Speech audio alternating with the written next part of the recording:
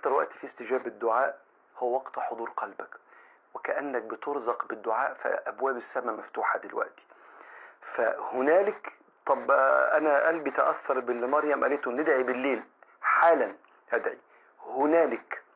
فلو أنت راكب عربيتك، راكب مواصلات، ماشي لوحدك، قاعد في أي مكان حتى من غير ما ترفع إيديك، لو حسيت ان ربنا ألقى عليك الفتح في الدعاء كلمه وناجيه واطلب، ده وقت استجابة.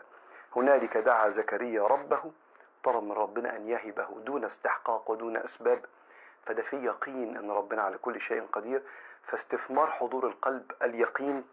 وبعدين لما طلب الذرية، مش أي ذرية، الذرية الطيبة التي تعينه على إقامة أمر الله. فاطلب المال اللي يغنيك ويكفيك وما يبعدكش عن ربنا، اطلب الصحة اللي تغنيك وتكفيك وتستخدمها في طاعة الله وخدمة العباد، اطلب التوسعة وحب الناس اللي لا يصرفك عن الله، فاطلب النعمة الموصلة إلى الله وليست أي نعمة، لأن بعض النعم قد يصرفك عن ربنا سبحانه وتعالى.